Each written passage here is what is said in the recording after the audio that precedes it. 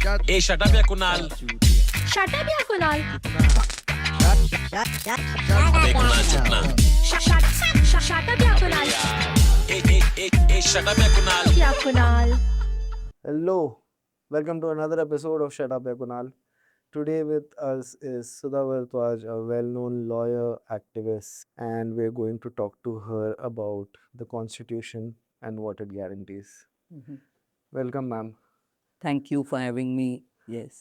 तो मैम पहले आपसे पूछना है कि ये जो मतलब काफ़ी आयरनी रही है आपके साथ भी कि आप पहले आईआईटी गए फिर आपने लॉ चुना then I think from the year 2000 you've been working as a people's lawyer. तो पहले तो people's lawyer का concept थोड़ा आपको हमें समझाना होगा. And then just the journey of what made you go in this direction. IIT तक तो ठीक है, बट एक्चुअली लॉयर में बाद में बनी. मैं पहले ट्रेड यूनियनिस्ट बनी. अच्छा. मतलब मैं छत्तीसगढ़ गई, वहाँ के जो ट्रेड यूनियन हैं, शंकर गुहानी योगी वहाँ पर बहुत लेजेंडरी ट्रेड यूनियनिस्ट रहे हैं, तो उनके साथ काम करना शुरू किया. और उनका यूनियन एक बहुत अलग तरह का यूनियन था. वो सिर्फ जो है वेतन और बोनस की लड़ाई लड़ने वाली यूनियन नहीं थी. वो वैसी यूनियन थी जो मतलब ये सोचती थी कि हमारा अस्पताल कैसा होना चाहिए, स्कूल कैसा होना चाहिए, कल्चर कैसा होना चाहिए, शराबबंदी, मतलब महिलाओं को संगठित किया था शराबबंदी के लिए. मतलब ऐसा बहुत बहुत सारी इंटरेस्टिंग एक्सपेरिमेंट्स. और उनका ये कहना होता था कि मतलब अगर मजदूर सारी चीज़ें बना सकता है तो मजदूर एक अच्छी दुनिया भी बना सकता है. तो एक तरह से एक मॉडल कि भी मजदूर अगर दुनिया बनाए तो कैसी होगी, ऐसा. एक्चुअली मैं उसी प्रोसेस में गई थी और मैंने पहले उनके स्कूलों में पढ़ाया और बहुत सारे काम किए, यूनियन का काम किया. और लॉयर इसलिए बनना पड़ा मजबूरी से, मतलब गले पड़ा ढोल है वो, इसलिए बजाती हूँ मैं. कि मतलब वर्कर के पास तो बड़े बड़ी कंपनियों का सामना करने के लिए वकील ही नहीं है, अफोर्ड भी नहीं कर सकते ऐसे वकीलों को. तो इसलिए उनका था कि वो दीदी वैसे भी आप वकील को ब्रीफ भी करते हो, फिर फीस भी हम ले जाके देते हैं, कभी कभी वो लोग पटक भी देते हैं, फीस नहीं इतना नहीं चलेगा, और इससे अच्छा आप ही कर लो. तो मैं actually at the ripe age of 40 I became a lawyer. मतलब जल्दी नहीं मैं वकील बनी. जैसे आपने आईआईटी का अपना आईआईटी कानपुर ना. हाँ, आईआईटी कानपुर के बाद आप कैसे ये ट्रेड यूनियन में कैसे आए.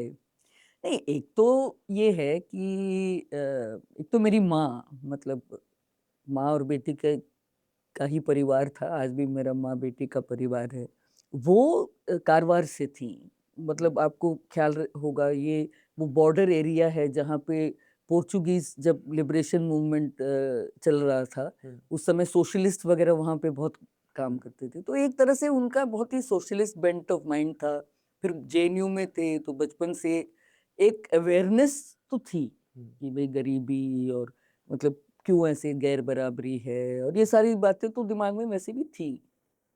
और फिर जब मेरा आईआईटी ख़त्म हुआ, और आईआईटी में मैंने कोई इंजीनियरिंग वगैरह नहीं किया. मुझे चाहिए भी था मैथमेटिक्स, पर मेरा वैसे भी रैंक इतना ख़राब था कि मुझे मैथमेटिक्स ही मिल सकती थी. पर उस हमारा जो जनरेशन है ना, उसने कई चीज़ें ऐसी देखी 1984, मतलब 79 to 84. एक ऑफ कोर्स जो सिख राइट्स नहीं कह सकते, सिख जेनोसाइड कहना चाहिए उसको. सिख जेनोसाइड देखा. दूसरा हमने भोपाल गैस ट्रेजेडी देखी. और मैं जब वापस आई थी पढ़ के दिल्ली में, उस समय 1982 से लेके वो एशियाड वगैरह के लिए ना वो प्रोसेस शुरू हो गया था. जो माइग्रेंट वर्कर्स बाहर से आते हैं, स्टेडियम बन रहे हैं, फ्लाईओवर्स बन रहे हैं, और वो बिल्कुल दिल्ली की शक्ल बदल रही है. तो उस समय हम लोग एक स्टूडेंट्स का ग्रुप था और हम लोग का सोचना था कि मतलब एक तो ये होता है कैंपस पॉलिटिक्स करना, और एक हमको लगता था कि पॉलिटिक्स का मतलब है कि हमको लोगों से जुड़ना चाहिए, कैंपस के बाहर के लोगों से जुड़ना चाहिए. तो हम लोग वो माइग्रेंट वर्कर्स के साथ काम करते थे. तो उस समय मुझे याद है छत्तीसगढ़ से भी बहुत आते थे, उड़ीसा से बहुत आते थे.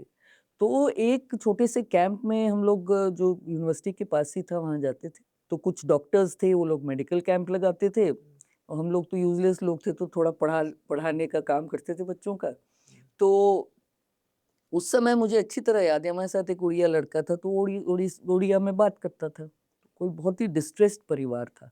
तो उस आदमी ने बोला कि हम लोग वापस जाना चाहते हैं, हमें वापस भी नहीं जाने दे रहे हैं, मेरी पत्नी बीमार है और जो पैसा हमको देना होता है वो काट लेते हैं कि इसी में से तुम्हारा दाल चावल आ रहा है, मतलब जो भी खाने पीने का। पर अगली बार जब हम गए, that person was not there, that family was not there.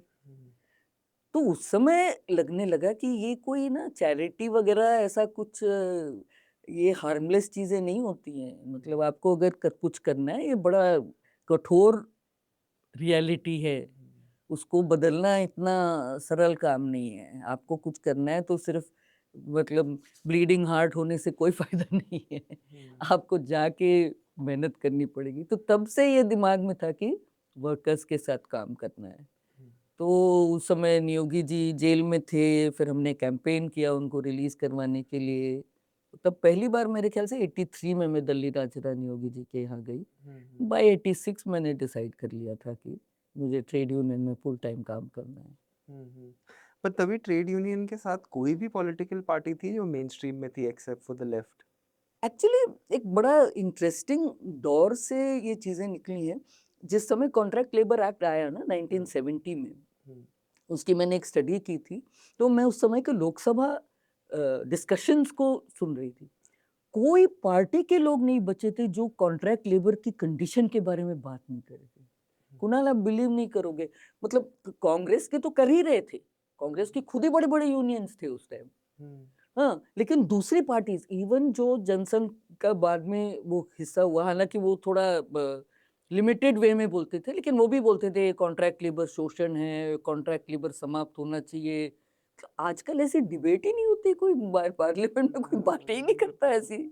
तो उस समय ऑलरेडी बाय दैट टाइम चीजें काफी खराब हो चुकी थी 80s में आते आते। एंड तो जहां मैं गई वो तो इंडिपेंडेंट ही था, वो यूनियन इंडिपेंडेंट थे। ऑलरेडी जो लेफ्ट यूनियंस थे वो भी श्रिंक होने लगे थे, कॉन्ट्रैक्ट लेबर बहुत ज्यादा हो गया था, अनऑर्गेनाइज सेक्टर का लेबर बहुत ज्यादा बढ़ गया था।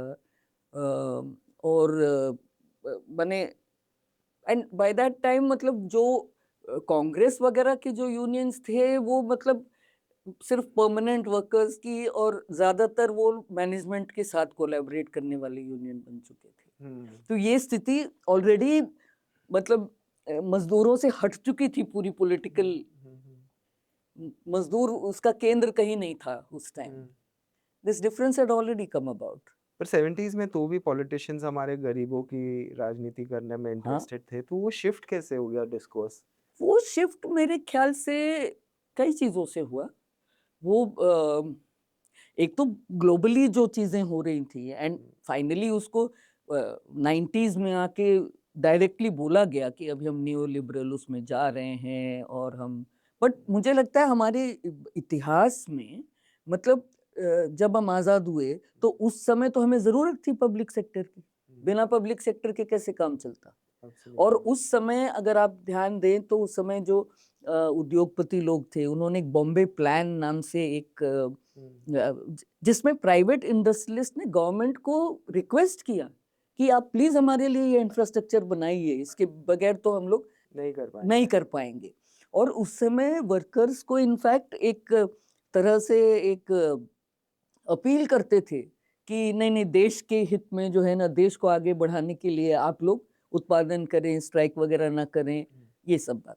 पर उस समय बार्गेनिंग पावर लेबर की तो थी, पर धीरे धीरे करके जो पूरा ये होने लगा प्राइवेटाइजेशन, पब्लिक सेक्टर को बेचना, पब्लिक सेक्टर के अंदर कॉन्ट्रैक्चुअलाइजेशन भारी पैमाने पे आना। मतलब अभी जो पब्लिक सेक्टर है उसके अंदर आप देखिए, भिलाई स्टील प्लांट के अंदर देखिए, हार्डली 10 to 15% है परमानेंट वर्कर्स, बाकी सारे कॉन्ट्रैक्चुअल हैं। तो एक जो प्रॉफिट बनाने का, लोगों की जो स्टैंडर्ड ऑफ लिविंग को बढ़ाने का नहीं, बल्कि प्रॉफिट कमाना। तो पीएसयू का प्रॉफिट कमाने का क्या मतलब है?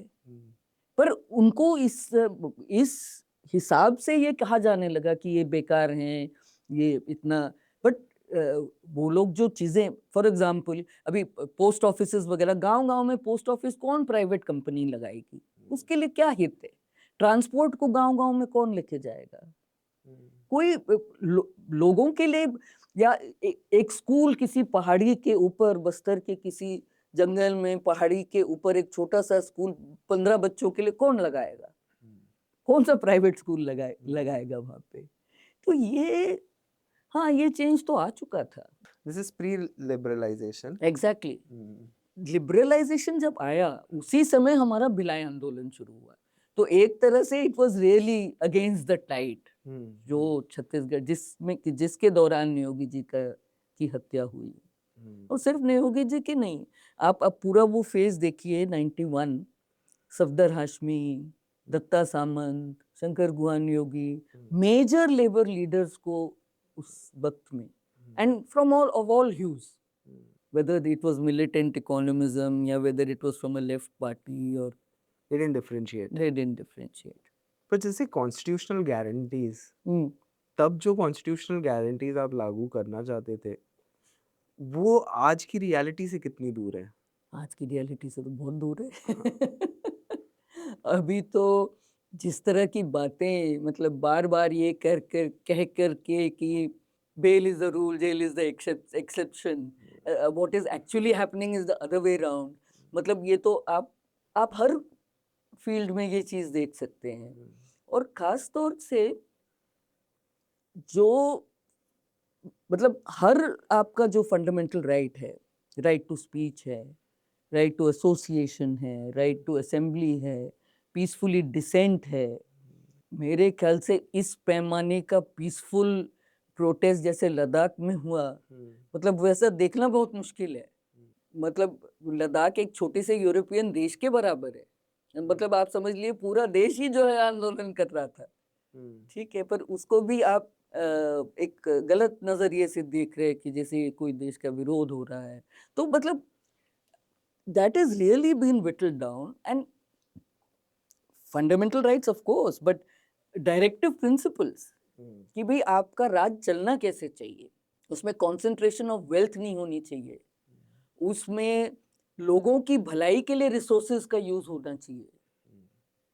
मतलब ये सब जो बातें हैं, या केवल किसी के कोई गरीब है इसलिए आप उसका शोषण करते जा रहे हो, उसके हेल्थ का, उसके श्रम का दुरुपयोग कर रहे हो, ये सब अलाउड नहीं था डायरेक्टिव प्रिंसिपल्स के according. Scientific temper, I mean these are all parts of your directive principles. अभी ठीक है, वो तो एक अलग बात है कि एक लीगल व्यू लिया जाता है कि हाँ इसको कोई कोर्ट एनफोर्स नहीं कर सकता, लेकिन ये सारे बहुत डिबेटेड और बहुत हमारे फ्रीडम स्ट्रगल से आई हुई चीजें थी सारी, और अलग अलग हिस्सों ने, अलग अलग आंदोलनों ने जो कंट्रीब्यूट किया, पूरा उसी का रिफ्लेक्शन था। पर वो उससे तो बहुत ऑलरेडी दूरी बन चुकी थी, और ये मतलब 90s में ये चीज बढ़ती गई, और अभी तो उसका काफी एक कठोर रूप देखने को मिल रहा है, जहां पर अभी इलेक्शन पे भी मतलब लोगों का धीरे धीरे मतलब एक भरोसा उठ रहा है। तो डेमोक्रेटिक पार्टिसिपेशन का जो इशू है, या इवन फेडरलिज्म का इशू है, मतलब ये सारी चीजें हर एक पे कुठाराघात हो रहा है ना। अगर फेडरलिज्म इंडिया के लिए क्यों इम्पोर्टेंट है, अगर आप थोड़ा उस पे हमें बता पाए कि आपको क्यों लगता है फेडरल स्ट्रक्चर या फेडरलिज्म इम्पोर्टेंट है? मेरे हिसाब से आप इस देश को देखिए, इसको एक देश एक तरह से कहना मुश्किल है, ये उपमहाद्वीप है, हाँ? और आप हर एक को देखिए, मतलब आप लद्दाख की सिचुएशन देखिए, आप केरल की देखिए, आप माने नॉर्थ ईस्ट की देख लीजिए, बिहार की देख लीजिए, बस्तर की देख लीजिए, माने ये ऐसा लगता है जैसे आई मीन लिटरली वो अलग अलग देश जैसे हैं। वहाँ की सारी चीज़ें अलग अलग हैं, वहाँ की मुद्दे अलग हैं, वहाँ के लोगों का इतिहास अलग अलग प्रकार का है, लोगों की मांगे अलग हैं, लोगों के एस्पिरेशंस अलग हैं। तो अगर आप फेडरलिज्म को जगह नहीं देते तो एक तरह से आप उनके लिए डेमोक्रेसी का कोई अर्थ नहीं रहा। अगर आप थोपेंगे ऊपर से कि नहीं सभी जगह एक ही चीज होनी चाहिए, एक ही भाषा होनी चाहिए, एक ही ड्रेस होना चाहिए, एक ही खान पान होना चाहिए, एक ही धर्म होना चाहिए, ये ऐसा चलेगा नहीं, क्योंकि वो अलग अलग ढंग से विकसित हुए हैं और यही सुंदरता भी है इस देश के अंदर। तो एक तरह से आपको ज्यादा स्टेट्स को मौका देना चाहिए कि वो अपने वास्तविक समस्याओं को डील करें और लोगों के एस्पिरेशंस को पूरा करने की कोशिश करें। और मतलब हमारा जैसे छत्तीसगढ़ है, उत्तराखंड, छत्तीसगढ़, झारखंड, ये तो इसी से पैदा हुए थे, इसी मांग से। पर एक्चुअली उल्टा हुआ। पर ये जो मांग है, जैसे समझिए जैसे उत्तराखंड हो गया या झारखंड हो गया, तो इनका बेसिकली ये था कि चलो ब्रिटिशर्स ने हमको जैसे देखा था वो ये था, पर हम अपने लोगों को कैसे देखते हैं? हाँ, क्या आपको नहीं लगता है कि हमारे पास अपनी एक डेमोक्रेसी, अपना एक असेंबली और अपना एक स्ट्रक्चर होना चाहिए जैसे आपके पास है, और बस हम है वैसे थोड़े थोड़े ही अलग है, बट ठीक है। हाँ, नहीं, और ऐसा नहीं कि अलग होने की वजह से हम एक साथ कोएग्जिस्ट नहीं कर सकते, पर हर एक की डेमोक्रेटिक एस्पिरेशंस ऐसी हों कि उसके बाद एक रिस्पेक्ट के साथ आप एक दूसरे से डील कर सकते हैं ना। पर ऐसा नहीं कि किसी एरिया को अपने बस रिसोर्स रिच है तो बस वहां से लूटो लूटो। मतलब इनफैक्ट जो छत्तीसगढ़ के पहले चीफ मिनिस्टर थे अजीत जोगी, वो एक जुमला यूज करते थे, गरीब अमीर धरती के गरीब लोग। जो अमीर हैं वो तो और अमीर होते जा रहे, पर उसके गरीब लोग जो हैं वो और गरीब होते जा रहे। तो ये तो बहुत बड़ी विडंबना है ना। और आप हर रिसोर्स रिच एरिया को देखिए, तो यही तो कॉलोनाइजेशन था। और इस चीज के बारे में एक्चुअली थ्योरेटिकली भी अगर आप उत्साह पटनायक को पढ़ें या प्रभात पटनायक को पढ़ें, तो उनका ये कहना है कि हम अगर सोचते हैं कि हम वैसा वाला पूंजीवाद बना लेंगे, ये हो नहीं सकता। वैसा वाला पूंजीवाद ऐसे ही कॉलोनीज के शोषण से बनाया गया था, तो हम क्या अपने ही लोगों का शोषण करेंगे? मतलब एक सोचने वाली बात है। वो लोग तो ऐसा एक्ट करते हैं जैसे ब्रिटेन अपने आप ही बन गया, है ना। अपने आप नहीं बना, चारों तरफ से लूट के बना। तो अगर हम ये सोच रहे हैं कि हम ऐसा ही एक नया कैपिटलिज्म बनाएंगे, तो क्या हम सोचते हैं कि हमारे कुछ लोग ऐसे हैं जिनको लूटा जा सकता है, या उनका श्रम लूटा जा सकता है, या उनके रिसोर्सेज लूटी जा सकती हैं? पर बेसिकली जैसे सोसाइटी आपका काम देखती है, पीपल्स लॉयर, हाँ, तो वो ऐसे देखती है कि आप देश के डेवलपमेंट के बीच में आ रहे हैं आप। आपको क्या लगता है? मतलब मुझे भी बहुत साल लगे समझने के लिए कि नहीं भाई, आप अपने सोसाइटी में बाहर गार्ड लगा के, डबल डोर रख के, 2 ताले लगा के सो रहे हो, और वहाँ पे मतलब जाके उनका पूरा रिसोर्स छीन के बोल रहे हो, तो क्या हो गया? तो उसकी हिपोक्रेसी समझने में मुझे भी बहुत समय लगा। बाकी लोगों को हम कैसे समझा पाए कि भाई ये कोई आज़ाद देश अपने लोगों के साथ ऐसा नहीं ऐसा करता नहीं करता। एक्चुअली। हाँ, बिल्कुल आपने सही कहा। एक्चुअली हम विकास किस चीज को कह रहे हैं, ये पहले तो समझने की जरूरत है। एक तो विकास ये हम समझ सकते हैं कि भी बम्बई को देखिए, सब जगह हाई राइजेस हो गए हैं और ये हो गया है, और बुलेट ट्रेन भी आ रही है, कोस्टल रोड भी आ रहा है, और मेट्रोज आ गए हैं, ये वो। और दूसरा हम ये देखें कि भाई हमने ऐसा एक विचित्र स्ट्रक्चर बना लिया है जिसमें कई जगहों से मतलब गरीब लोग रोज बम्बई में आ रहे हैं। They are pouring into Bombay. आप ये कहोगे कि नहीं नहीं, हमको ये झोपड़पट्टी नहीं चाहिए और ऐसा नहीं चाहिए, वैसा नहीं चाहिए, ये सब कहने की बातें हैं। आप याद करो जिस समय कोविड में लोग पैदल पैदल गए वापस, ठीक है, तो ज्यादातर जो बिल्डर थे बम्बई के अंदर, उनका काम बंद हो गया। उनका ये कहना था जब तक वो लोग वापस नहीं आएंगे हमारा काम दोबारा शुरू नहीं होगा। क्यों? क्योंकि उस रेट पे, उस मतलब मुश्किल कंडीशंस में मेट्रो की खुदाई करने वाले कंस्ट्रक्शन करने वाले, साइट पे ही रह करके सारा काम करने वाले, ये माइग्रेंट वर्कर्स ही हैं। एक्चुअली आप उनकी लेबर से ही इस चीज को बना रहे हो, और फिर उन्हीं को बोल रहे हो अरे आप बहुत तो भद्दे हैं, ये झोपड़पट्टियां इनको निकालो, एक बदनुमा दाग जैसे हैं। फिर आप उनको हटाने के लिए कहीं दूर फेंक देंगे जहां से आना जाना भी उनका मुश्किल है। मतलब विकास यही चीज है कि दूसरा एक तरीका विकास को देखने का ये है कि जैसे नियोगी जी भी इसको बहुत ये करते थे। वो बोलते थे भाई विकास का मतलब ये है कि हमको लोगों के अंदर इतनी क्रय क्षमता पैदा करनी है कि वो लोग एक अभी अभी जैसे उदाहरण के लिए साइकिल की फैक्ट्रियां बहुत खत्म हो गई हैं।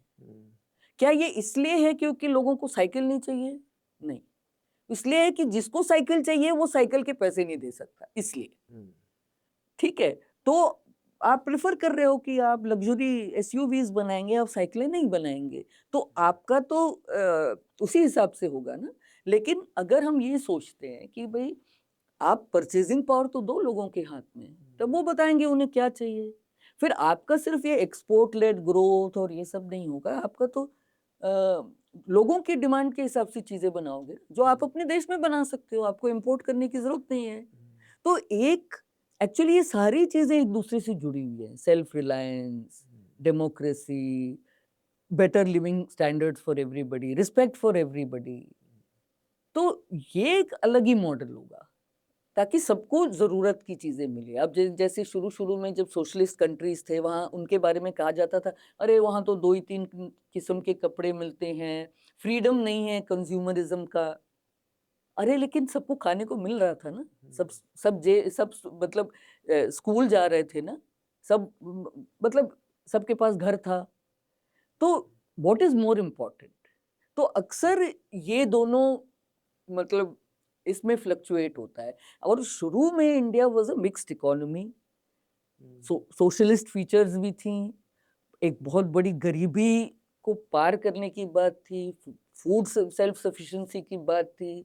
पर अभी ये सब दिखता नहीं। अभी तो हमने दरवाजे खोल दिए हैं, हम कह रहे हैं भाई फॉरेन कैपिटल आए और भरपूर जो भी करना चाहे वो करे और प्रॉफिट कमाए, और हमारे जो मिडिल क्लास वगैरह हैं वो लोग ऐसी कंपनीज वगैरह में जाना चाहेंगे, और बाकी जो हमारे गरीब लोग हैं ठीक है, वो लोग तो they are a good source of labour, cheap labour. मतलब अब हमारा पिक्चर ये है, इसमें और उसमें तो बहुत बड़ा फर्क है। It's like most of society is given up on just dreaming, और any sort of aspiration ही नहीं है लोगों में कोई चीज़ की। और उसका आई थिंक सबसे वर्स फेज ये 10, 11, 12 साल रहा है। जो कोई भी एक्सपेक्ट, जैसे हम शो के पहले डिस्कस कर रहे थे कि अगर अभी कोई UPA 2 टाइप सरकार होती तो आप क्या कर रहे होते, वर्सेस हम अब कर क्या रहे हैं। जो यूपीए की सरकार खास करके 2 थी, even 1, first of all they were कोalition governments, और वो सारी पार्टियां बहुत सारे अलग अलग किस्म के हितों को रिप्रेजेंट भी करते थे। इसमें जो एक खींचातानी थी वो एक्चुअली एक अच्छी चीज थी सोसाइटी के लिए, कि आपको उनकी भी आवाज सुननी पड़ती है, आपको इनकी भी आवाज सुननी पड़ती है, एक बात। दूसरी बात ये थी कि उस समय एक कंसल्टेशन जो होती थी सिविल सोसाइटी के साथ, आंदोलनों के साथ, उसी वजह से ये सारी चीजें आई। RTI एक्ट आया, आपका मनरेगा एक्ट आया, आपका फॉरेस्ट राइट्स एक्ट आया, ये और थोड़ी नहीं काफी मशक्कत के साथ आया कि भाई लोगों ने कहा, फिर एक्सपर्ट्स के पास गया, फिर बहुत बहसें हुई इसको लेके। इवन नया जो लैंड एक्विजिशन का एक्ट आया उस समय आप याद करिए, चारों तरफ जो है किसान ट्रस्ट थे जो पुराने लैंड एक्विजिशन की एक्ट के। आज इतना बड़ा बोला जा रहा है हम एंटी कॉलोनियल हो रहे हैं, वो सबसे बड़ा कॉलोनियल एक्ट तो वो था, और उसको बदलने में एक आंदोलन का की भूमिका थी कि बार बार चर्चा होके एक नया एक्ट आया। आप विश्वास नहीं करोगे, कहीं भी वो लागू नहीं होता एक्ट, कहीं भी लागू नहीं होता, क्योंकि अभी हाईवे के लिए हाईवे एक्ट है, लीनियर प्रोजेक्ट्स के लिए कुछ और है, और किसी चीज के लिए कुछ और है। आप अवॉइड ही कर जाते हैं कि 2013 का एक्ट जिसमें सोशल इम्पैक्ट असेसमेंट, लोगों का majority of people have to agree and all such kind of democratic जो बहुत सारे उसमें चीजें डाली गई थी कि अगर बहुत साल तक आपने जमीन ले ली और यूज नहीं की तो वापस दीजिए फिर, या मतलब ये इस तरह की चीजें। अब तो सब कुछ लैंड बैंक में डाल दिया जाता है, अगले किस्त में जाएगा, मतलब आपकी तो जमीन गई ना। रिहैबिलिटेशन के इश्यूज, ये सारी मतलब अगर आप लोगों से कंसल्ट करके कोई चीज बनाते हैं तो वो जो चीज बनती है, और केवल एक तरफा मतलब आप वही बुलडोजर राज है भाई। आपको लगा इस जगह को सुंदर बनाना है, बुलडोजर ले लो और सबको फ्लैट कर दो। तो यही डिफरेंस है ना कि कैसे किया जाए। पीपल पार्टिसिपेशन डेवलपमेंट में नहीं होगा तो वो हाँ, किसका डेवलपमेंट वो किसका डेवलपमेंट होगा। बट इसपे वही है कि हम समझ रहे हैं पर लोग हमसे क्यों अग्री नहीं कर पा रहे इस पे। देखिए एक्चुअली क्या होता है, एक होता है जो माइक्रो नैरेटिव होता है और एक होता है मेगा नैरेटिव। मोस्टली बहुत सारे लोग मतलब आप उनसे बात करना शुरू करेंगे, वो मेगा नैरेटिव पे जाएंगे तो उनका वही हिंदू मुस्लिम इंडिया पाकिस्तान वगैरह वगैरह, मतलब about which they know little but they have heard so much कि they are convinced of it. पर अगर आप उनको उनकी लोकल जगह की बात करना शुरू करें, उनके लोकल काम की बात करना शुरू करें, उनके मोहल्ले की बात करना शुरू करें, तब उनकी बात आ जाती है। अरे हर 5 साल में आ जाते हैं, हमारा ये जो नाली अभी तक ये साफ नहीं हुआ और ऐसा हो गया और वैसा हो गया, और देखो उसका घर डिमोलिश कर दिया, इसका नहीं किया। मतलब वो सारे जो डिफरेंसेस और प्रॉब्लम्स हैं वो बोलने लगेंगे, and where they have not been consulted और वेयर दे थिंक कि मतलब we have given so many time suggestion, लेकिन हमारा सजेशन ही कोई नहीं सुनता, हमारा कॉपरेटर हमारी बात नहीं सुनता, तब आप उस रूप में वो उसको समझ रहे हैं। पर इसको वहां तक कैसे ले जाए, मतलब ये लिंक खो गया है। और वो लिंक कब बनता है, जब मूवमेंट्स होते हैं। अब जैसे आप किसानों को देखिए, वैसे तो ये किसान के रोज की प्रॉब्लम है बहुत सारी, जो मंडी वाले के साथ झगड़ा और ये और वो, और धान खरीद दिया। हम छत्तीसगढ़ में देखते हैं कभी वजन में प्रॉब्लम, कभी मंडी, कभी बोलेंगे बारदाना नहीं है, गन्नी बैग्स जो हैं वो नहीं है, कभी कुछ। बट जब वो एक मूवमेंट के रूप में होता है तब आपको समझ में आने लगता है कि अरे मतलब यहाँ तो किसान को जीने लायक भी छोड़ा नहीं है। और फिर आप ये भी समझने लगते हो कि मेरा जो खेतीहर मजदूर से जो झगड़ा है, जो कॉन्ट्रडिक्शन है कि भाई किसान ठीक पेमेंट नहीं देता है जो खेतीहर मजदूर है, भाई जब हम और वो एक साथ एमएसपी के लिए लड़ते हैं तब हम दोनों की भलाई हो सकती है। और अभी आपने देखा होगा जो नया मनरेगा का अमेंडमेंट आया है, उसमें उन्होंने एक बात कही है कि जिस समय फसल का टाइम होगा हम मनरेगा को चालू नहीं होने देंगे। वो क्या दिखा रहे हैं कि हम देखो किसानों के लिए कितने अच्छे हैं, हम आपको उस समय चीप लेबर उपलब्ध करा देंगे। अब आप इनके कॉन्ट्रडिक्शन को बढ़ा रहे हो, जबकि एक्चुअली क्या होना चाहिए था कि भाई उनको इतना दो ना कि वो ढंग का वेतन दे सके। और एक घर में तो 3 काम करने वाले हैं ना। हाँ, तीनों तरह के काम होते हैं। तो ये यही फर्क है एटीट्यूड का। तो वो कैसे किया जाए, मतलब इंडस्ट्री और एग्रीकल्चर के बीच में बैलेंस कैसे लाया जाए। पानी की जरूरत इंडस्ट्री को भी है, पानी की जरूरत एग्रीकल्चर को भी है, कैसे डिसाइड करेंगे। एक जमाने में हमारा प्रिंसिपल था drinking water first, then agriculture, then industry. इसको टोटली इन्वर्टेड। पर जहाँ भी रिसोर्स समझिए, जैसे रिसोर्स को मिला, चाहे वो वाटर हो, कोल हो, या in some cases rare earth minerals हो, उस रिसोर्स पे किसका हक है, हाँ, वो सबसे बड़ा डिबेट है कि क्या है ये। मतलब मेरे हिसाब से आई थिंक पंडित नेहरू बताते थे कि भारत माता भारत के लोग हैं। हाँ, इन्होंने इस दोनों चीज को बिल्कुल ही अलग कर दिया है कि भारत माता मतलब हम हैं, बाकी तुम हो। तो आप पर आपकी जितना आपने कॉन्स्टिट्यूशन और लॉ प्रैक्टिस किया है, what do you think is the amicable way to reach a consensus in a situation see like this? Actually like look at land, जमीन है तो जब जमीन अधिग्रहण होता है तो किसके थ्रू होता है? कलेक्टर के थ्रू। पर तब एज्यूम ये किया जाता है कलेक्टर जो है स्टेट का रिप्रेजेंटेटिव है, और स्टेट का है मतलब पूरे लोगों का है, इसलिए उसको बहुत ही बहुत ईमानदारी से किसानों की भी बात सुननी है, उद्योग की भी बात सुननी है, सारी चीज़ों को बात सुन के ऑब्जेक्शंस को रिजॉल्व करना है, ग्रीवेंसेस को रिजॉल्व करना है। फॉर एग्जांपल सपोज किसान आके बोलते हैं कि भाई ये जो आपने रोड यहाँ पर सजेस्ट किया है ये बिल्कुल हमारे खेतों से जा रहा है, थोड़ा सा अगर परिक्रमा ले ले हमारे खेत बच जाएंगे और वो बंजर जमीन में से चला जाएगा। ठीक है, उस इंडस्ट्री को थोड़े से और ज्यादा किलोमीटर ट्रक चलाना पड़ेगा, तो इसको तो कलेक्टर सोच सकता है ना। एब्सोल्युटली। तो ये आइडिया था कि स्टेट जो है वो रेफरी होना चाहिए, जो अलग अलग क्लासेस के इंटरेस्ट है उसके लिए रेफरी होना चाहिए। जैसे लेबर कमिश्नर रेफरी होना चाहिए, जब मजदूर आते हैं उद्योगपति आते हैं रेफरी होना चाहिए, पर वो रेफरी वाला रोल जो है ना वो पूरा ही खत्म हो गया। स्टेट इतना नेकेड तरीके से जो है वो सिर्फ कॉर्पोरेट्स के लिए या कुछ विशेष मित्रों के लिए जो काम करने लगा है, वो इतना साफ दिखने लगा है लोगों को, ये हमारी बात ही नहीं सुनी जाती। अब मैं आपको एक उदाहरण देती हूँ छत्तीसगढ़ का। रायगढ़ में इतने माइंस हो चुके हैं, इतने माइंस हो चुके हैं कि वहाँ का मतलब सब कुछ प्रदूषित है।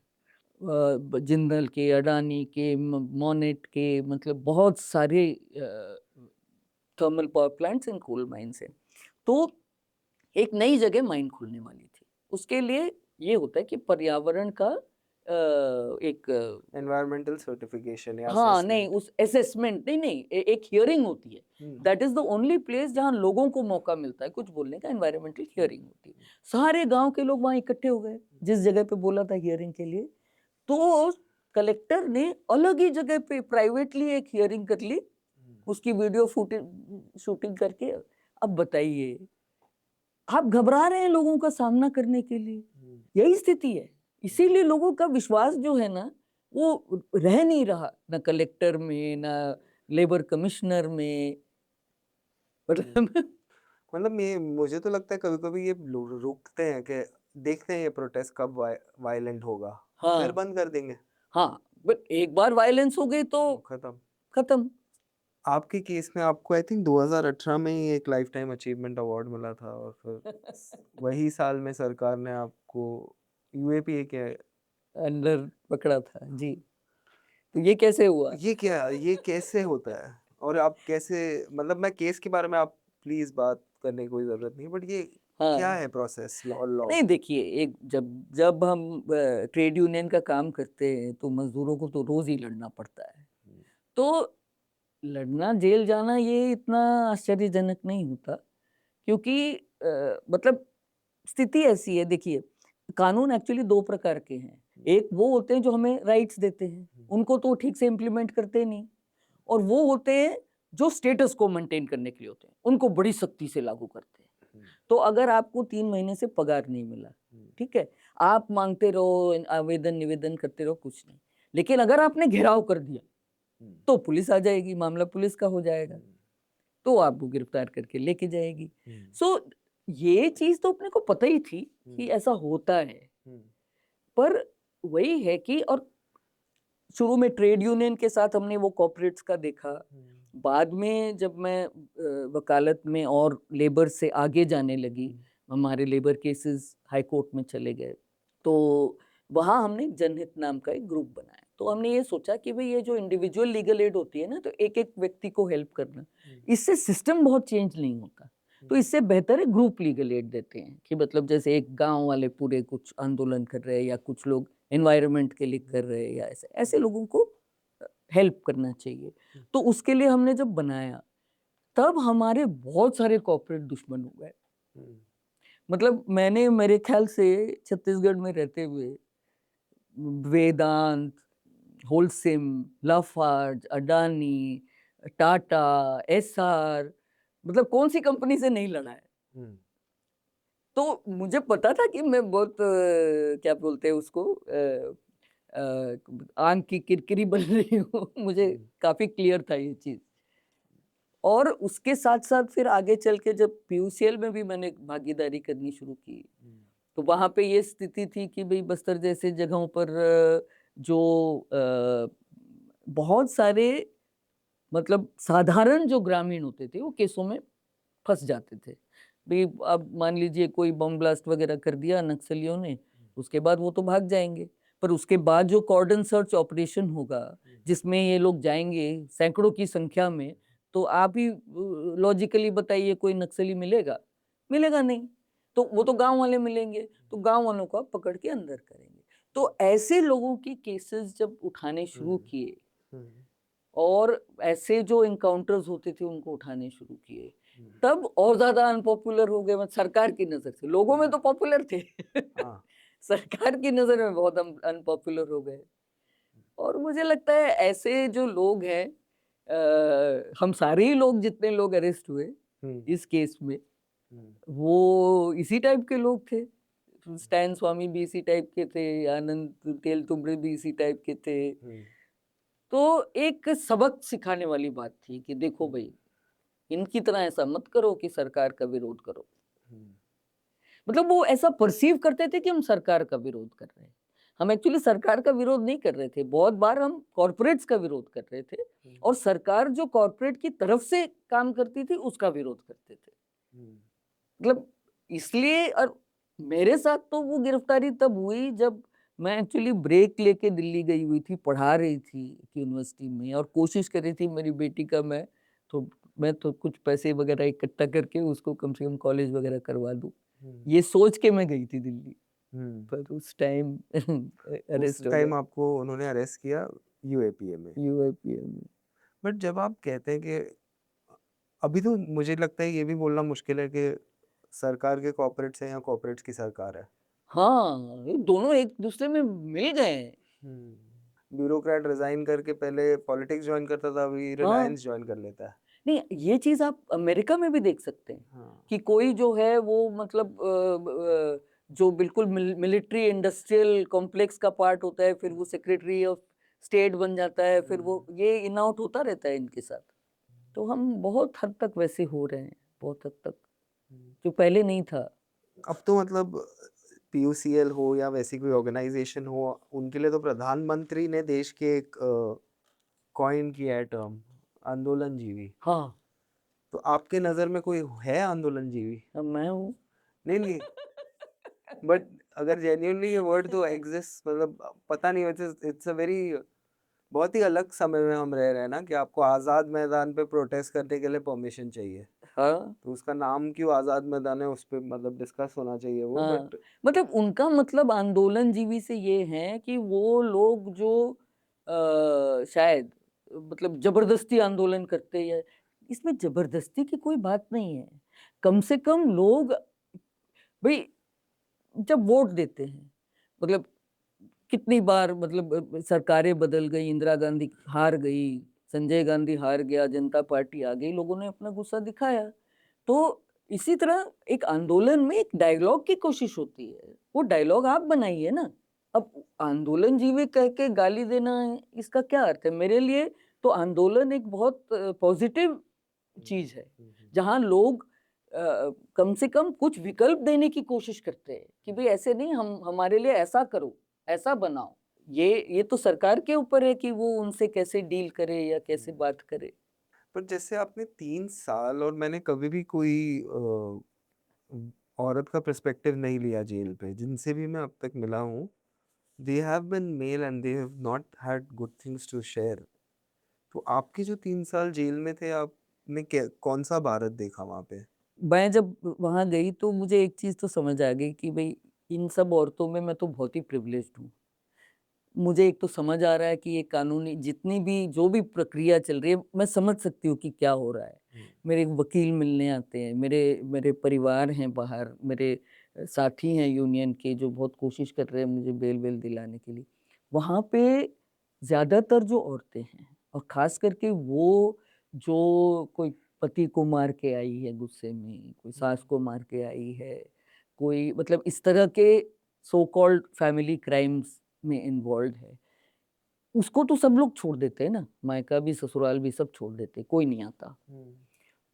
और उनमें से बहुत सारे टोटली इलिटरेट हैं और लीगली तो बिल्कुल ही लिटरेट नहीं है। तो टू मेक सेंस कि भाई क्या हो रहा है, हमारा किस स्टेज पे है, वकील कर क्या रहा है, हमारी अपील कहाँ पहुंची है, ऑर्डर क्या हुआ, कुछ नहीं पता। और उनमें जो पर्टिकुलर किस्म के मतलब जैसे ऐसी औरतें होती थी जिनके पति या बॉयफ्रेंड या जो भी गैंगस्टर है, उनको कोई कुछ नहीं पता, क नहीं पता वो गैंगस्टर करता क्या है और क्या होता है, just arrested literally like a legal hostage कि भाई हाँ हमने किसी को पकड़ रखा है। अरे ये क्या, under no law, no under the law, Makoka law or some UAPA, stringent law basically saying कि she is part of the gang because हो सकता है पति ने उसके नाम पे कुछ प्रॉपर्टी रख दी। आप ऐसा करो ना, वो प्रॉपर्टी अटैच करो, उस बंदी को जाने दो जब आपको पता है कि उसको कुछ नहीं पता उस गैंग के वर्किंग के बारे में, तो उसको पकड़ के मिला क्या आपको? मतलब एक पेट्रियार्कल सोच की वजह से क्या क्या नहीं हो जाता है, मेरा कहना ये है। और इसके बावजूद भी लोग इतना एक दूसरे की मदद करते हैं, बच्चों को मतलब देखना, और बहुत बीमार लोगों को मतलब जैसे, और बिल्कुल अनजान लोगों के साथ आप हैं। मतलब मेरी जो बगल में सोती थी उस मतलब कोई चांस नहीं था इन अ मिलियन और a trillion that I would have met her socially. वो एक बहुत गरीब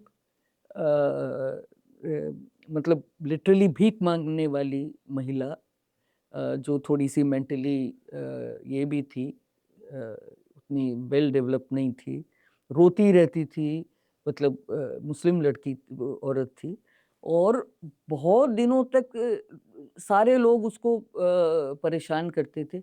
और बाद में मुझे पता चला कि बेटी उसकी अलग है, तो बेटी से जब बात कराई तो बस अम्मी अम्मी कह के वो मेरे पीछे पीछे पूछ की तरह घूमती रहती थी। एंड समहाउ अपने वकीलों के थ्रू उसकी बेल हो गई, उसके 2 हफ्ते बाद मेरी बेल हुई। पूरे जेल में ये था मेहरुनिसा की दुआ जो है ना वो दीदी को लग गई, आंटी को लग गई, इसलिए आंटी छूट गई। मतलब ये भी माहौल था, लोग किसी तरह। और आप सोचो कोविड के टाइम में पता ही नहीं है परिवार का क्या हाल है, कोर्ट जाना बंद हो चुका है, कोई आ नहीं रहा है, मतलब सब्जियां नहीं आ रही हैं, तो एकदम से वो डीप सी डाइविंग करने पे एक आलू मिल सकता है सब्जी में मतलब खाना कम बन रहा है।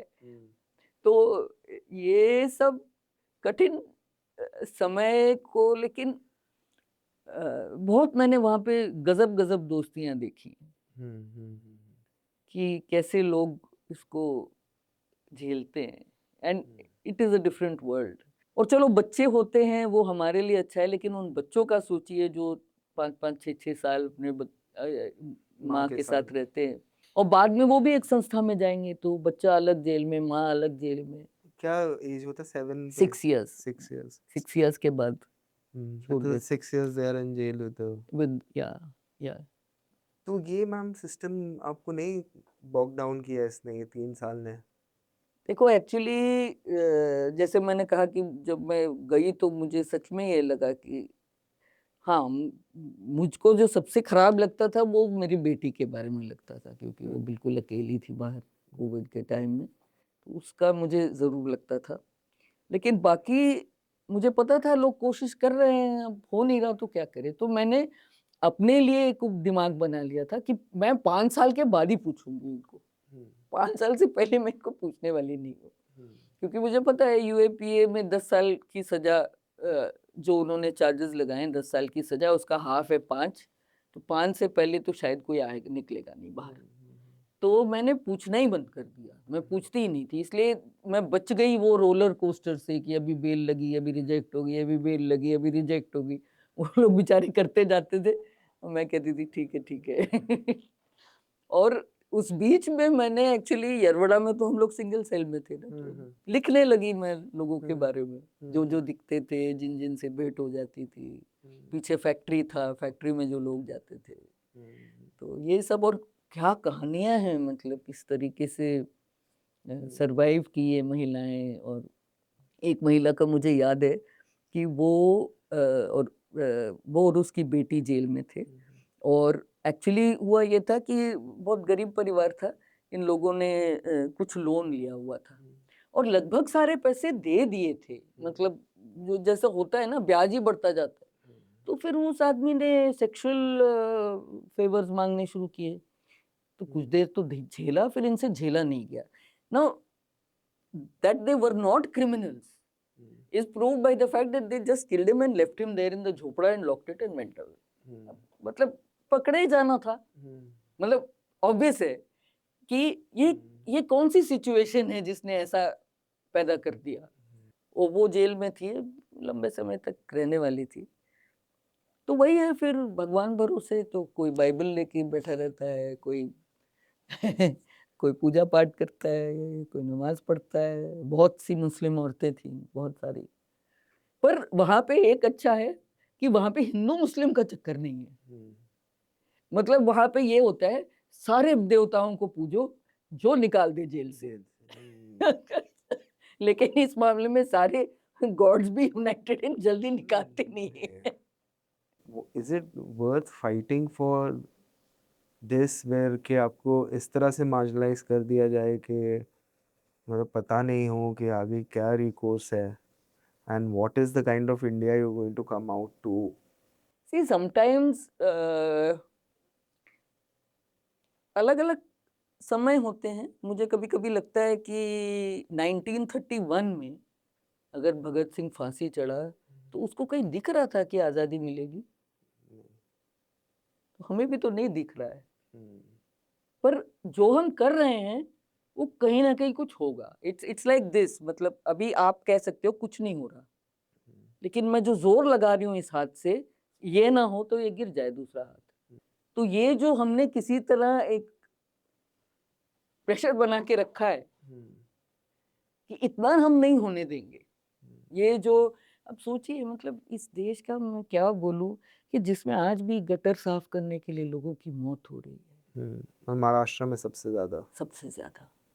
और इसी महाराष्ट्र में मैं जो एक केस कर रही हूँ उसमें महाराष्ट्र की सरकार ने ये कहा है कोई भी मैनुअल स्कैवेंजर नहीं है in any of the 26 districts, because they are defining manual scavenger as person cleaning dry latrines.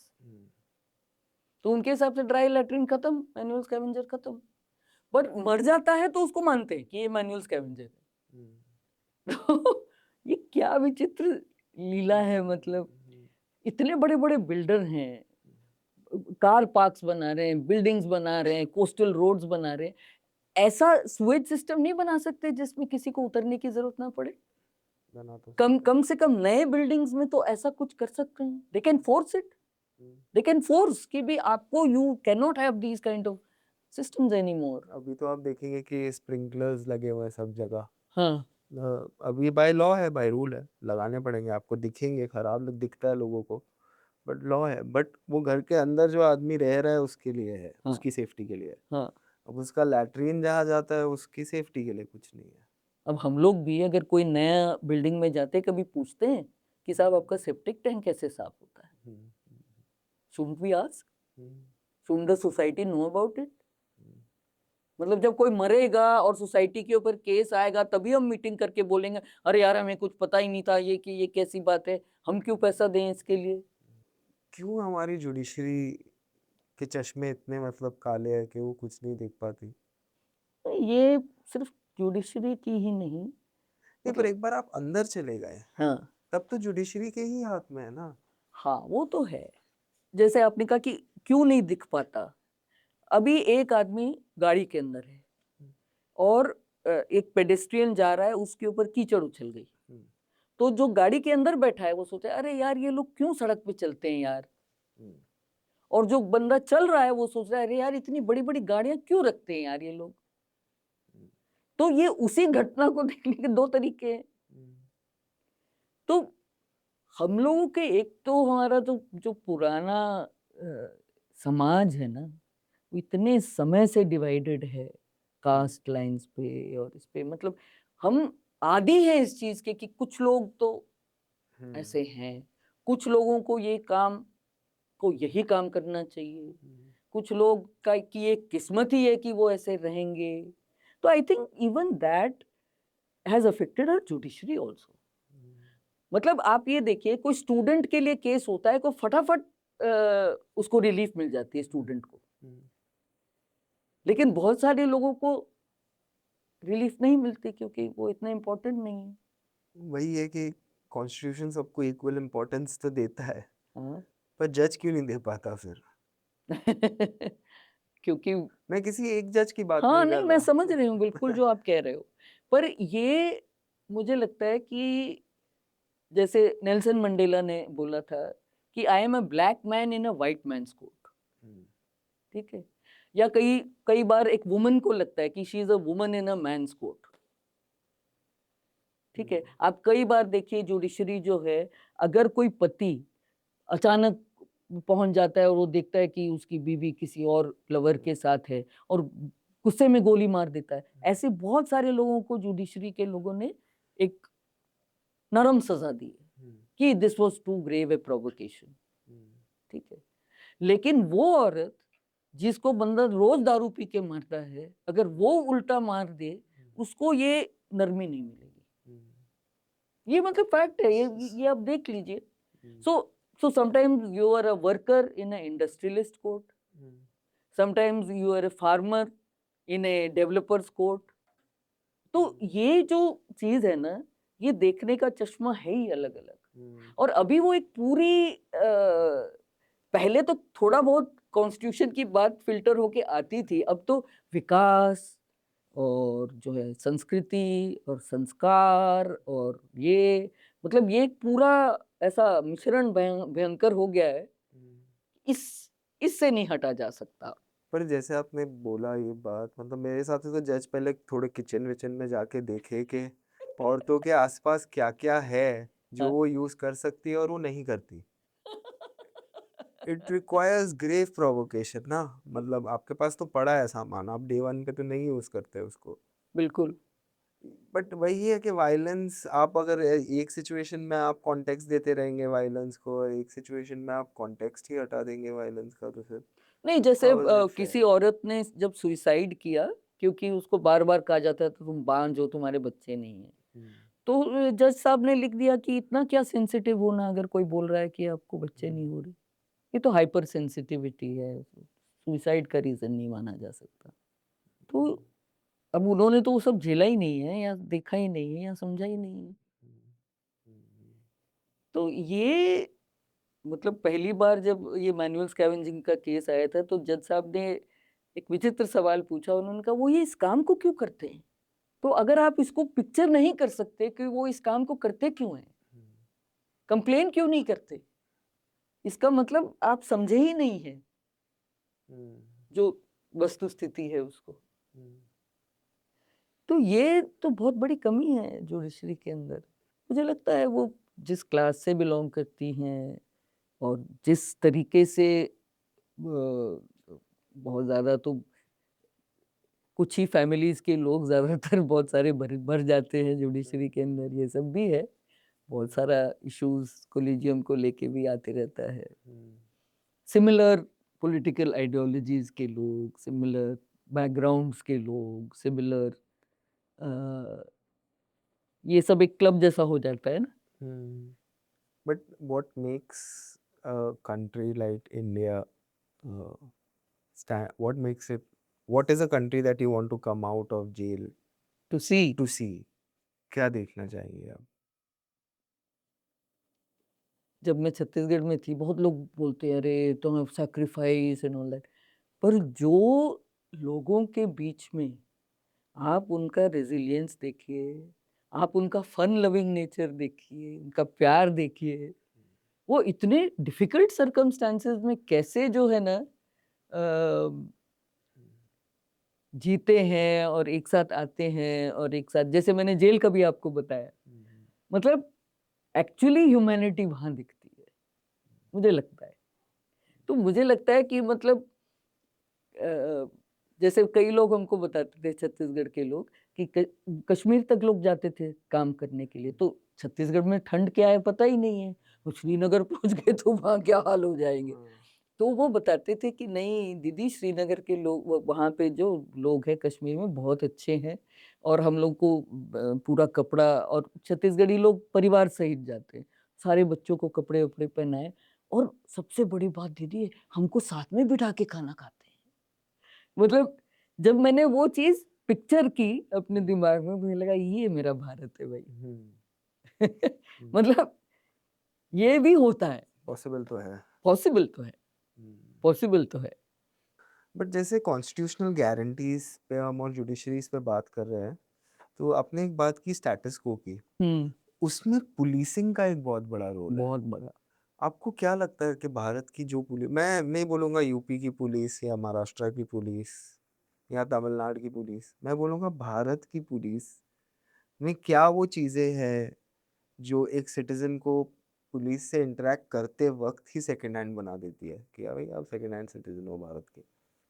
आजकल एक अच्छी बात है कि पुलिस के ऊपर बड़े सारे ओटीटी सीरियल्स आने लगे हैं, हाँ, विच इज नॉट, मतलब ब्लैक एंड वाइट, ग्रे है। ग्रे है, और पुराने जमाने में भी आक्रोश वगैरह बनी हुई है। तो मुश्किल पार्ट ये है कि पुलिस के ऊपर बहुत पॉलिटिकल प्रेशर्स हैं, एंड आई थिंक ये प्रमुख बात है। एक तो खुद ही, मतलब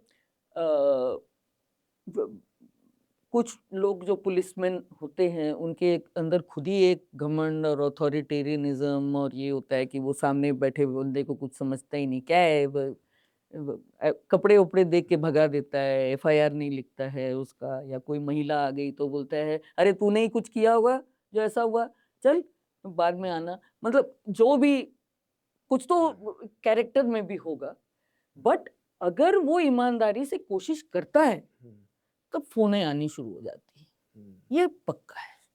एमएलए का फोन, एमपी का फोन, बगल वाले कंपनी वाले का फोन, जमींदार का फोन, या जिसका भी, मतलब जो बड़े लोगों का फोन है, तो और उसको पता है वही ट्रांसफर की भी तलवार लटक रही है, ये वो। तो बहुत समय से जो ये प्रकाश सिंह वगैरह पुलिस रिफॉर्म्स और ये सारे बातें बोल रहे हैं, all this has been in the courts also, पर ये कभी लागू होता नहीं है।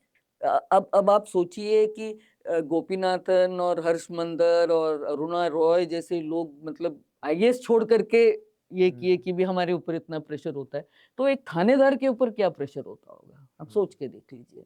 मतलब एक थानेदार के लिए कि वो जो लोकल कंपनी का मालिक है उसके खिलाफ जाके वर्कर के एफआईआर लिख ले, या मतलब एक लड़की आई हुई है वो कह रही है कि फलाना एमएलए तो मेरे साथ ऐसा किया, उसको लिख एफआईआर लिखने और इन्वेस्टिगेशन करने की हिम्मत कैसे और कब आएगी? It's really difficult to think ना। और कुछ चीजें फिर क्या होता है, वो रूटीन हो जाती हैं, और पुलिस का बहुत सारा यूज वीआईपी ड्यूटी फलाने, मतलब आईपीएल मैच, हाँ शो, हाँ, इस सब में यूज करते हैं। जहाँ जरूरत है वहां यूज होता नहीं है। एक्चुअल जो, मतलब पुलिसिंग का जो काम है, and even for example actually एक अगर आप उनके मैनुअल्स वगैरह देखें, जो अंग्रेज जमाने के मैनुअल्स वगैरह अभी भी हैं, जैसे एक कम्युनल राइट होता है तो सबसे पहले तो उसमें लिखा हुआ है कि पुलिस का काम ये है कि अलग अलग समुदायों के लोगों को मिल करके अमन कमेटी बनाना। ये अंग्रेज जमाने से लिखा हुआ है, पर करती है क्या? ऑब्वियसली नहीं करती है। एक साइड के साथ चुप रहती है, दूसरे साइड को जाके लाठी मारती है। मतलब वो हर जगह अपनी प्रेजुडिस को दिखाते हैं, जो जरूरी नहीं कि उनका पर्सनल प्रेजुडिस हो, सिस्टम का प्रेजुडिस भी हो सकता है। अभी अभी एक आध बहुत ही ब्रेव पुलिस ऑफिसर्स के बारे में सुनने को मिला जिन्होंने बिल्कुल कुछ कम्युनल राइट को रोक दिया या इस तरीके। आप देखोगे उनको थोड़े दिनों में ही ट्रांसफर कर दिया जाएगा, रखा नहीं जाएगा। तो what do we do about this? Basically हमने जो 3 चीज़ों के बारे में बात की, एक है पुलिसिंग, एक है लेबर और तीसरा जुडिशरी। तो ऐसे ये 3 चीज़ों में जो लोग रिफॉर्म्स लाना चाहते हैं, किस तरह के रिफॉर्म्स इनको डेमोक्रेटिक और फेयर और जस्ट बनाएंगे? Police, judiciary, labour. लेबर। सो हम लोग जब जेल में होते थे तो ये हंसा करते थे कि हर जज को जो है ना अपने करिकुलम के अंदर 1 हफ्ता जेल में रहना, हाँ, उसको में आया समझ आएगा। क्या है।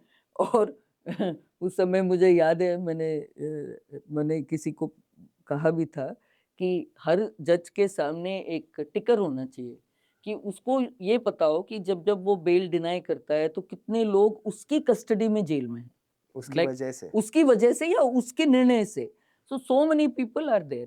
Am I looking after those people? उन लोगों का क्या हाल है, वो किस स्थिति में हैं, कितने समय से Constitutionally हैं? उनकी रिस्पॉन्सिबिलिटी Of है। course, we are under the custody of that court. हम ठीक है, हम कन्वीनियंस के लिए जेल में रखे गए हैं, पर वो जज जिम्मेदार है हमारी स्थिति के लिए। जिम्मेदार यानी he is the custodian of our rights. तो ये जो जिम्मेदारी है इसको ये लोग महसूस नहीं करते। अब जैसे हम जेल में रहते हैं, बहुत सारे विजिट्स होते रहते हैं। अब वो विजिट होना हमारे लिए एक हेडेक होता है, क्योंकि उसमें क्या करना पड़ता है, जल्दी जल्दी अपना बिस्तर ऐसा लगाओ, अपना बर्तन वर्तन लगाओ और ऐसे चुपचाप बैठ जाओ, और हमको पहले से बताया दिया जाता है कोई बात नहीं करना किसी से। और वो लोग आकर के चाहे डिस्ट्रिक्ट जज हों, चाहे आईजी हों, चाहे एसपी हों, चाहे जो भी कोई आते हैं, वो आएंगे, हाँ कोई प्रॉब्लम है नहीं, ओके ठीक है चले जाएंगे। At least they should have the guts to say कि भाई हमें इस तरह की इंस्पेक्शन नहीं करनी है। And people from civil society should be asked to make those inspections. And they should say कि भी आप लोग थोड़ा परे रहिए, हम लोग एक रूम में बैठे, जिसको शिकायत करनी होगी हम कॉन्फिडेंशियली उनकी शिकायत सुनेंगे। अगर ये हो ना तो चीजें सुधर जाए। मतलब मेरा ये कहना है कि basically you still have that attitude कि जैसे राजा और प्रजा, आप अपनी कोई जिम्मेदारी या उनकी स्थिति क्या है उसको इवन जानने की कोई कोशिश नहीं करते, हिम्मत नहीं करते, कोशिश हिम्मत नहीं करते। हाँ, ऐसा भी देख सकते हैं कि हिम्मत नहीं करते। बस जज देख लेगा जेल तो फिर बहुत मुश्किल होगा उसको वहाँ पे हाँ, लोगों को भेजना। हाँ, भेजने में और हाँ बार बार डिनाई करने में भी। तो जैसे अब जुडिशरी में जो रिफॉर्म्स होने चाहिए उस पर हमने थोड़ी डिस्कशन की, अब पुलिस लेबर पे भी डिस्कस अगर हम थोड़ा कर। लेबर का ना देखिए, एक्चुअली अभी जो फेज आने वाला है लेबर का, it's going to be very very difficult, क्योंकि एक्चुअली काफी अनोखा हमारे देश में एक पॉजिटिव चीज थी, वो थी contract labour regulation abolition act, and वो एक्ट ही रिपील हुआ है अभी कोर्ट्स के साथ। तो वो एक्चुअली क्या था, वो ये था कि अगर कोई काम रेगुलर है, कंटिन्यूअस है, पेरेनियल है, 12 मासी चलने वाला रेगुलर काम है, तो उसके लिए कॉन्ट्रैक्ट लेबर रखने की जरूरत नहीं है, आप परमानेंट लेबर रखो। और वो परमानेंट लेबर क्योंकि थोड़ा सुरक्षित रहता था, यूनियन बनाता था, धीरे धीरे करके मांगे रखता था, और फिर उसके लिए बहुत सारे उन लड़ाई की वजह से उन्होंने बहुत सारी चीजें अपनी बनाई। तो आप किसी भी कॉन्ट्रैक्ट वर्कर से पूछिए कि उसका सपना क्या है, तो वो बोलेगा मुझे रेगुलर वर्कर परमानेंट होना है, मुझे परमानेंट होना है, मालिक नहीं होना है। मालिक होने की कोई बात ही नहीं करता, सोच भी नहीं सकता, पर कम से कम एक रेगुलर वर्कर तो हो सकता हूँ। वो सपना छीन लिया गया है, क्योंकि अभी जो लेबर कोड है उसमें कॉन्सेप्ट है फिक्स टर्म वर्कर का। तो इसका मतलब ये है कि जो काम हमेशा चलता है उस कंपनी के अंदर, सीमेंट बनाने का काम, अब उसका कॉन्सेप्ट ये था कि जो सीमेंट प्रोडक्शन में सब रेगुलर वर्कर रहेंगे, और अगर मुझे एक शेड बनाना है या मुझे छोटा मोटा कुछ काम करना है, उसके लिए मैं कॉन्ट्रैक्ट लगा सकता हूँ, 50 वर्कर 6 महीने काम करके चले जाएंगे। ऑब्वियसली मैं उनको रख नहीं सकता एज ए रेगुलर पर्सन, पर अब अगर रेगुलर वर्कर भी ऐसा रहेगा 2 साल 3 साल का कॉन्ट्रैक्ट, तो वो यूनियन कैसे बनाएगा? तलवार तो लटक रही है उसके ऊपर, और यूनियन अगर नहीं बनाएगा तो उसकी क्या स्थिति होगी? तो ये the importance of a union, मतलब कानून तो कब के पड़े हुए हैं, नियोगी जी भी 1991 में मारे गए, किन चीजों के लिए मारे गए? What was the great demands? Gate pass दो, 8 घंटे का काम दो, मतलब उसके बाद मिनिमम overtime वेजेस दो, मतलब जो 1948 के कानूनों के हिसाब से है। सफदर हाशमी किस चीज के लिए मारे गए? मिनिमम वेजेस के लिए मारे गए। दत्ता सामंत किस चीज के लिए मारे गए?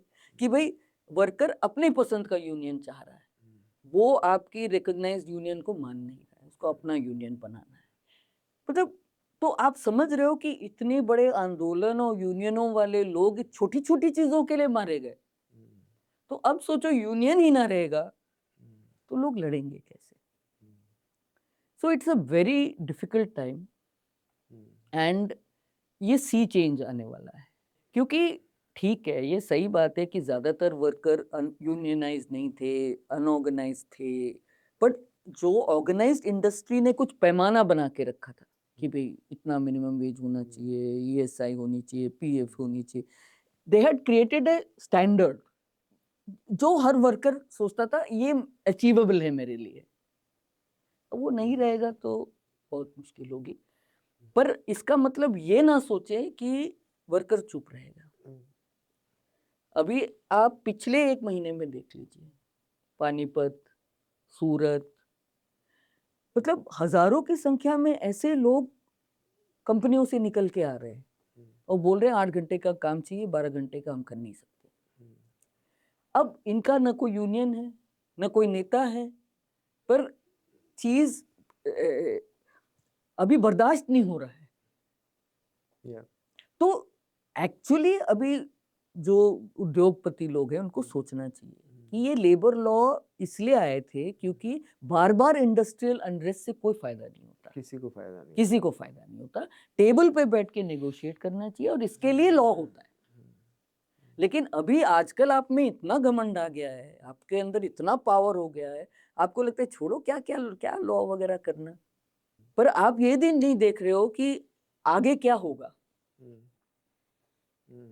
जो दिए की तरह यूनियन जलते थे अभी फटाके की तरह फूटने लगेंगे। अब आप संभालो फिर। Basically because you are denying whole section की उनके लिए कोई फ्यूचर ही नहीं, उनके लिए कोई ग्रोथ ही नहीं, वो अपने बच्चों के लिए कुछ सोच ही नहीं पा रहे हैं, हमारा घर कब बनेगा वो सोच नहीं पा रहे हैं। मतलब आप सोचो ना, मतलब एक जरा सी क्राइसिस आ गई फैमिली के अंदर तो जो पानी यहाँ तक है इंसान डूब जाएगा।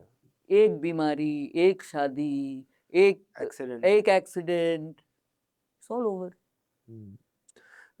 पर जैसे आप कॉन्ट्रैक्ट लॉ के बारे में बात करते हैं हम, तो ये अगर मैं किसी के साथ कॉन्ट्रैक्ट साइन करूं, जिसको जैसे ये गिग वर्कर्स के साथ कर रहे हैं बड़ी बड़ी कंपनी, जोमेटो, स्विगी, उबर, ओला, ब्लिंकिट वगैरह, अगर उनके पास वो कॉन्ट्रैक्ट की कॉपी ही नहीं है या उनको वो कॉन्ट्रैक्ट समझने की क्षमता ही नहीं है, उन पे आप जीएसटी लगा रहे हो रेट्रोस्पेक्टिवली, उनको टीडीएस काट रहे हो, उनको बता नहीं रहे हो टैक्स रिटर्न फाइल करने होते हैं, तो ये एक अलग टाइप का शोषण चालू हो गया है। बिल्कुल बिल्कुल। एंड आप ये जो सिस्टम है ये एक्सपैंड करता जा रहा है। अभी आजकल बुक माई बाई और इस तरह के जिसमें उन्होंने वो तो खैर वापस ले लिया बहुत प्रोटेस्ट के बाद, उन्होंने यहाँ तक के एडवर्टीजमेंट्स डाले थे कि 10 में से 3 जो डोमेस्टिक वर्कर्स होते हैं वो क्रिमिनल होते हैं, इसलिए आप हमसे लीजिए पुलिस सर्टिफाइड। अरे आप मतलब ये कह रहे हो कि 30% जो घरों में काम करती हैं वो चोर होती हैं? गजब है। मतलब ऐसे मतलब बेसिकली आप एक वर्कर को एक ह्यूमन बीइंग के रूप में देखना बंद कर रहे हो और आप उसको सिर्फ 1 घंटे के लिए ये काम करके जाए, मतलब ये एक मशीन हो गया। अभी इसके आगे का आपको सोचने की जरूरत नहीं कि इसका घर है कि नहीं, इसका ये है कि नहीं, don't have to think anything. और खास करके उबर, ओला वगैरह का जो है वो तो कहते हैं कि ये तो वर्कर ही नहीं है, ये पार्टनर है, हमारे पार्टनर है। भाई पार्टनर कैसा पार्टनर जो बेचारा एल्गोरिदम ही नहीं जानता कि वो किस एल्गोरिदम से आप कैलकुलेशन कर रहे हो कमीशन का और उसके हिस्से का।